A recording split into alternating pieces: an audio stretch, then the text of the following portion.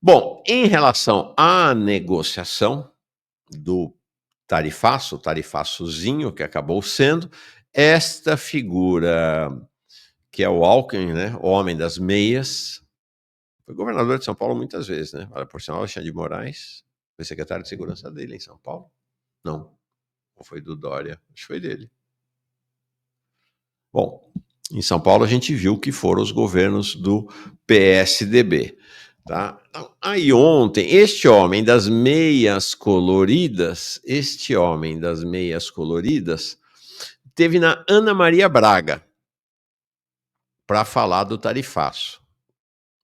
E foi lá, comeu coxinha, tal, e fez um maior sucesso. Aumentou a audiência da Ana Maria Braga, ainda do Alckmin lá. Aumentou a audiência da Ana Maria Braga. E ele fez uma revelação importante. Veja, ela fez várias perguntas, ele explicou e tal. Ontem nós falamos aqui que o tarifaço ia atingir 43,6% das exportações do Brasil para os Estados Unidos. Lembram-se disso? E ele falou: não, menos ainda. Por quê? Então você tem 45%, ele considerou, tá fora, ficou fora, com o tarifaçozinho, com a redução do tarifaço, tá? Mas 20% das exportações do Brasil para lá não tem alteração. Por quê?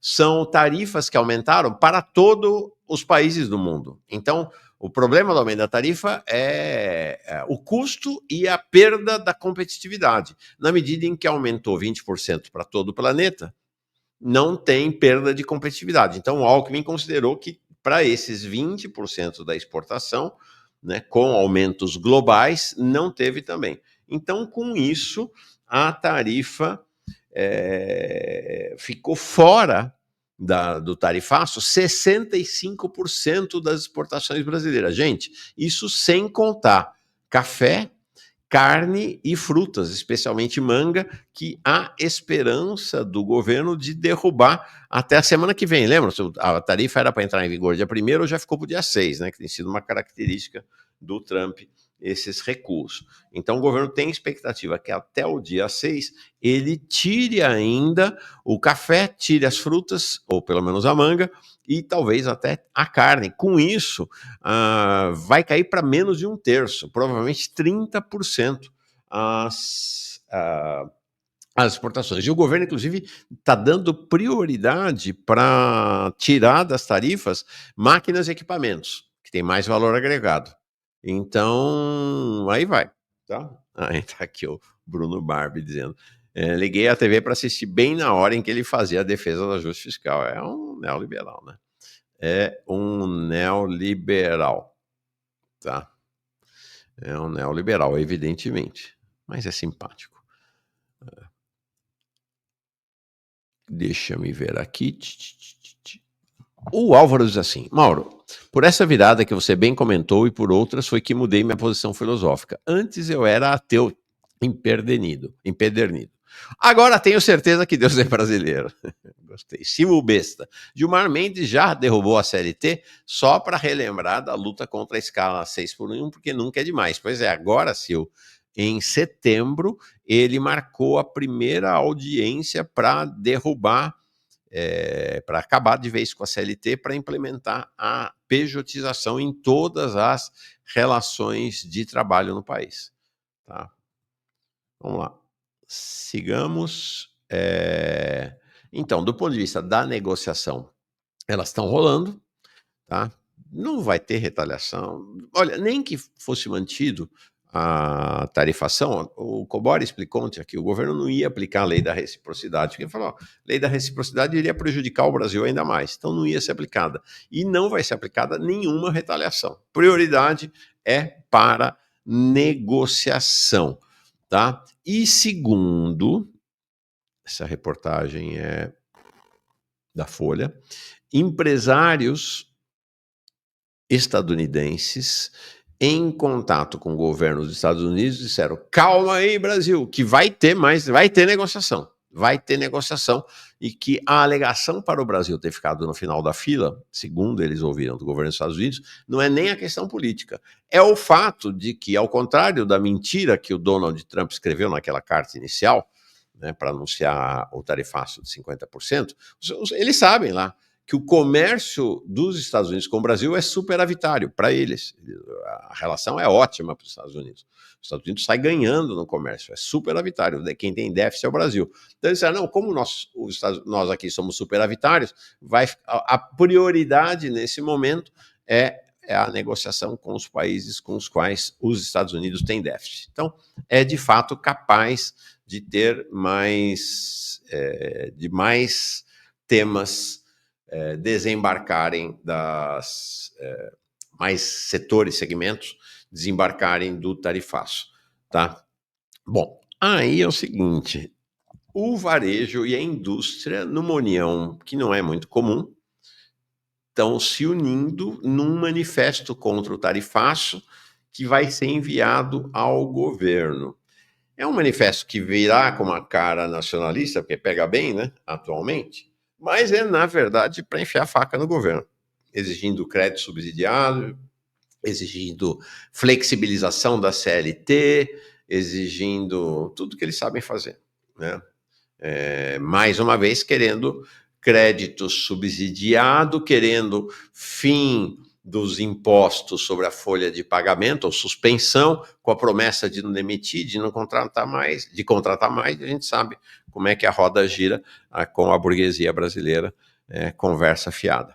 Tá? Vamos lá, pesquisas. Vamos olhar as pesquisas agora, que foram realmente muito, muito interessantes. Primeira pesquisa da Quest. A pesquisa da Quest, o campo foi feito agora, dia 28 a 30 de julho. 28 foi... Deixa eu ver... Dia 28 foi segunda. Então, segunda, terça e quarta, a pesquisa da Quest nas redes, tá? Não é uma pesquisa de opinião. É uma pesquisa nas redes sociais. Eles dizem lá que tem um instrumento que eles pegam tudo. Pegam X, pegam Instagram, pegam Discord, pega Facebook, pega todas as redes. E aí, o sentimento das menções em relação à aplicação da lei Magnitsky contra o Alexandre de Moraes foi impressionante. 60% contra o Trump. 28% apenas a favor do Trump e 12% neutro. É importante considerar que as redes sempre foram território da extrema-direita e do bolsonarismo. Então, mesmo nas redes, o bolsonarismo levando uma surra e o Trump também, né? Então, a posição evidentemente favorável ao Alexandre de Moraes. Tá? Agora, o Datafolha saiu ontem, então, com uma pesquisa. O campo foi feito terça e quarta, com 2.004 pessoas, então pesquisa presencial do Datafolha, sobre a crise toda. E a maioria avaliando que o Trump erra ao pedir o fim do julgamento do Bolsonaro. Vamos ver os números? Ó, na sua opinião, Trump está certo ou errado ao pedir que a justiça brasileira pare o julgamento de Bolsonaro naquela carta dele sobre as tarifas? Para 57% ele está errado, para 36% ele está certo. É importante considerar, então, a situação... 57% é bastante expressivo. Agora, é importante chamar a atenção que tem 36%, mais de um terço. Né? Então, para ver como o bolsonarismo está nas cordas, tá. O bolsonarismo está na defensiva, tá. Bolsonaro vai ser condenado? Vai. Eduardo Bolsonaro vai ser condenado? Vai. Mas eles mantêm um núcleo bastante importante na sociedade brasileira, na população brasileira. Na sua opinião, o ex-presidente Jair Bolsonaro está sendo perseguido e injustiçado, como afirmou Trump em carta sobre as tarifas? Para 50%, ele não está sendo injustiçado, para 45% ele ainda está. Então, aqui, ainda mais Ainda mais a presença do bolsonarismo aparece aqui de maneira ainda mais nítida. Vocês veem, depois de tudo que aconteceu, né, 45% acham que ele não está sendo injustiçado. Interessante que não, aparentemente, esse mau passo deles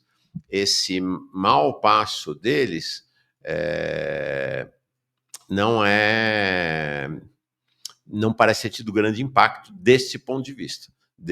Não prejudicou a visão sobre o Bolsonaro em relação ao julgamento. Qual o impacto da taxação dos produtos brasileiros dos Estados Unidos na economia brasileira?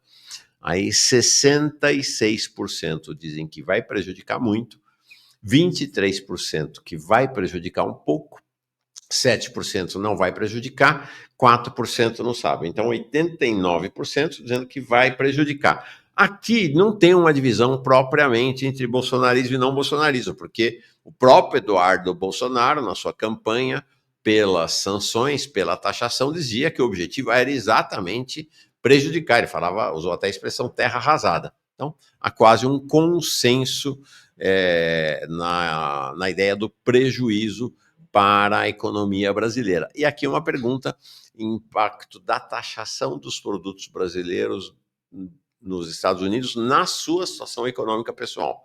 43% dizendo que vai prejudicar muito, 34% dizendo que vai prejudicar um pouco, 19% dizendo que não vai prejudicar, 77% então anotando prejuízo pessoal com a taxação. Claro que isso aí foi antes a pesquisa do tarifaço virar tarifaçozinho, né? Então, precisa ver agora, refazer a pesquisa. Tem, na verdade, a rigor agora, esperar qual vai ser a solução final para refazer a pesquisa. De qualquer maneira, aqui nem o Bolsonaro, mesmo dentro do bolsonarismo, né, você vê ali, só 19% dizem que não vai prejudicar, que talvez sejam bolsonaristas, também caminha para um consenso essa visão. O que o governo brasileiro deveria fazer para reagir ao anúncio da taxação dos produtos brasileiros? Aqui dá para ver que a posição do governo brasileiro, especialmente do Alckmin, tem grande acolhimento. Negociar para tentar convencer o presidente dos Estados Unidos a mudar de ideia, 72%. Taxar igualmente os produtos dos Estados Unidos vendidos no Brasil, 15%. Atender todas as condições exigidas pelo governo dos Estados Unidos, 6%. Não sabe, 7%. Então, você vê a posição da negociação absolutamente prevalecente na opinião. E aqui também interessante, né, sobre o nível de informação das pessoas, né? Esse tema aí que tomou conta das mídias todas.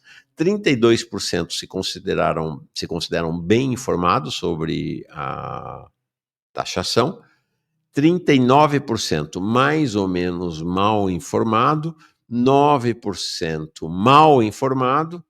Eu falei 39 mais ou menos mal informado, não, é mais ou menos informado, 39, mal informado 9 e não tomou conhecimento 18, então vocês veem que é absolutamente disseminado na sociedade, na população brasileira, o conhecimento sobre esta guerra em relação a Trump. E aí tem essa coisa que até é uma segunda manchete nossa, Trump e Bolsonaro conseguiram o que os comunistas brasileiros não conseguiram em décadas: transformar a China em pop. A China é pop. É verdade que o prestígio da China, não só no Brasil, mas em todo o mundo ocidental, em todos os países capitalistas, vem aumentando em função da política trumpista, desde que ele tomou o poder. Então vem aumentando. Mas é claro que aqui no Brasil houve esse impulso extra dessa agressão direta ao país. Então, os brasileiros hoje confiam... a China é pop. Os brasileiros hoje confiam mais na China do que nos Estados Unidos como parceiro comercial. Gente, isso nós estamos falando de,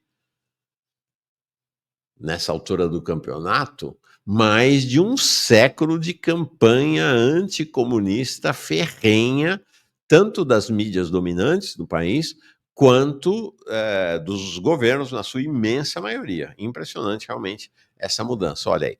Os países abaixo são um parceiro comercial em quem o Brasil pode confiar? Fala-se também ali da União Europeia e do Mercosul, que interessa aqui no caso é China e Estados Unidos. Olha, o Brasil pode confiar muito na China, 23%. O Brasil pode confiar muito nos Estados Unidos, 19%. É um dado histórico, antológico, efetivamente. O Brasil, e nesses países, o Brasil pode confiar um pouco. Na China, 43%, nos Estados Unidos, 32%. Se você somar pode confiar muito e pode confiar um pouco, ou seja, o nível de confiança a 66%, confiar muito e confiar um pouco na China, e 51% nos Estados Unidos. Realmente é uma virada histórica na opinião pública brasileira. Pode reverter? Claro que sempre pode, né? Mas a tendência é isso se aprofundar, né? Do jeito que a roda está girando no planeta. E não pode confiar. Olha só, 29% dizem que não pode confiar na China. Provavelmente o núcleo duro aí do bolsonarismo, né?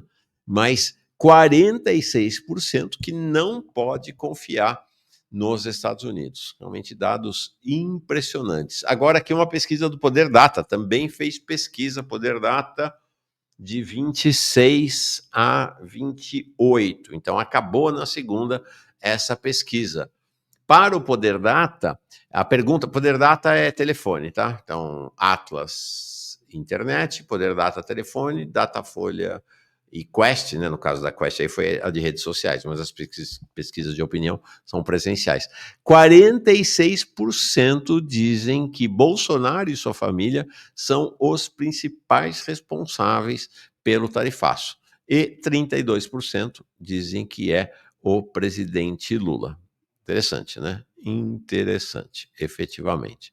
Bom, deixa eu passar para vocês. Eu mostrei ontem no final do programa, mas muita gente talvez não tenha visto, a pesquisa que saiu ontem cedo da Atlas sobre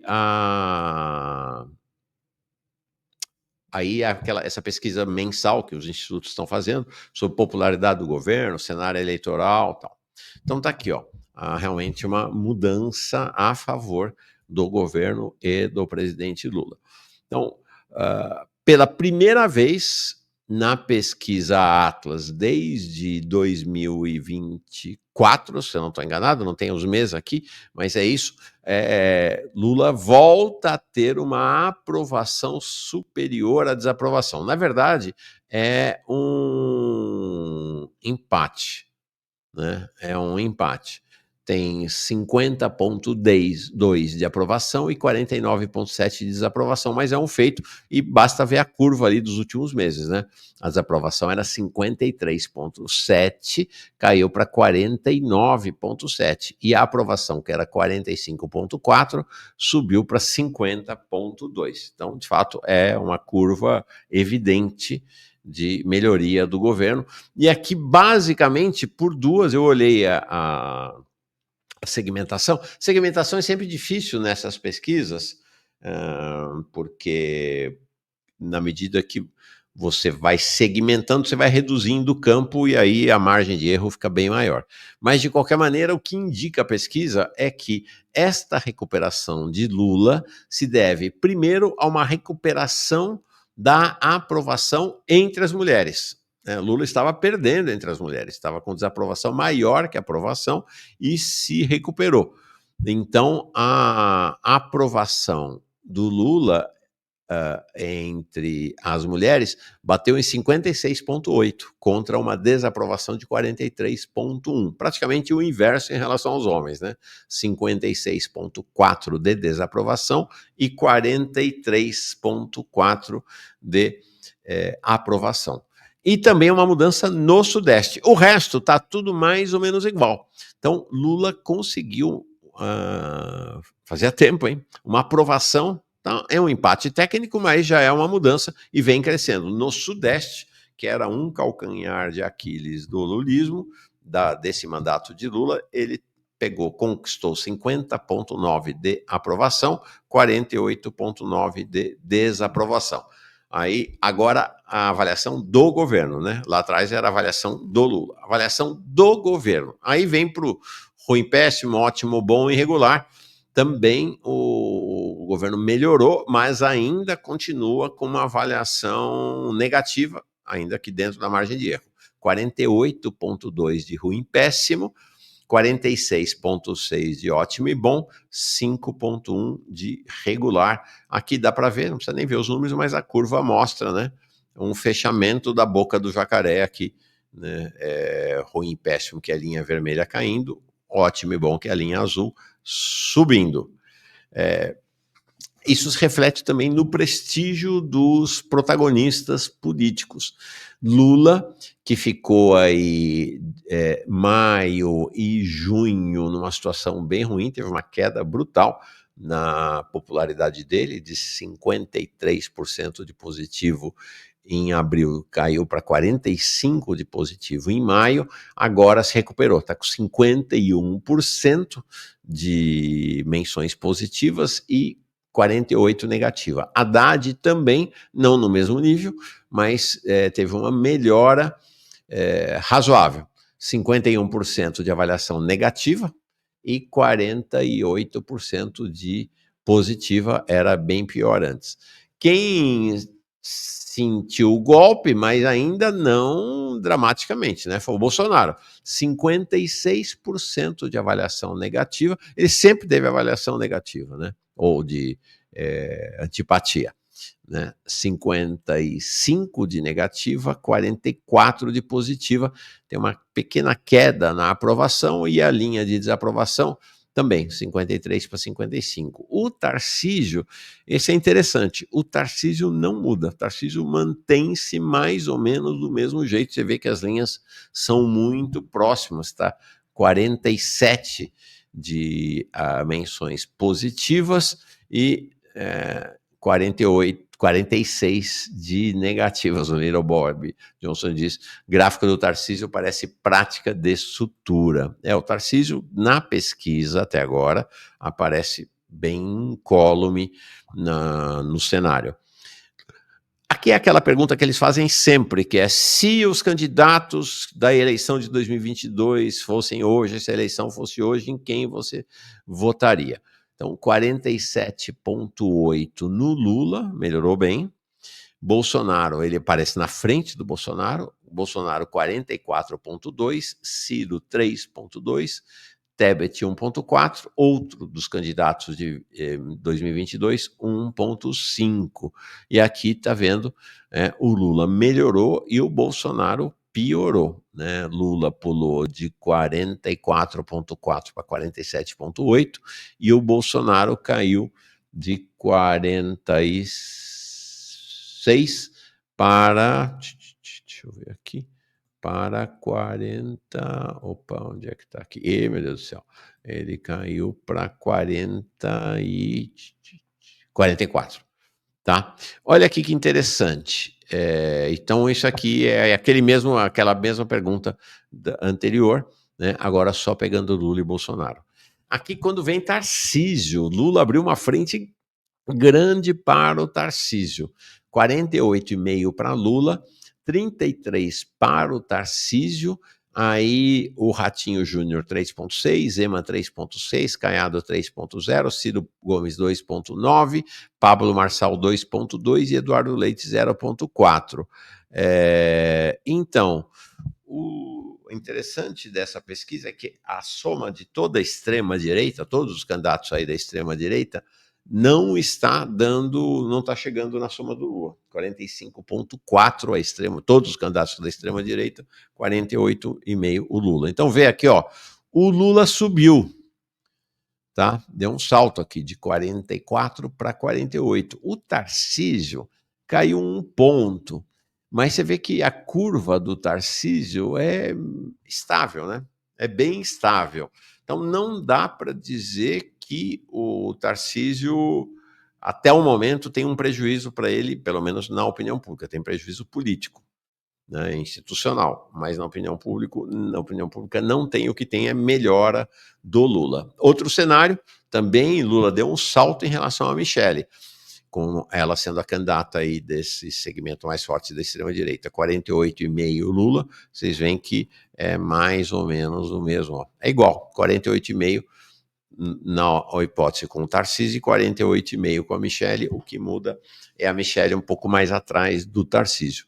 29,7% para a Michelle, aí o Zema melhora, 6,6%, Caiado um pouco mais também, 4,6%, Ratinho 4,2%, Ciro Gomes fica onde está, 2,8%, Pablo Marçal, que nem vai estar na cédula, aparentemente, ainda falta julgamento no STF, desculpa, no TSE, mas aparentemente vai estar fora, tá? Aqui, até para o Haddad melhorou.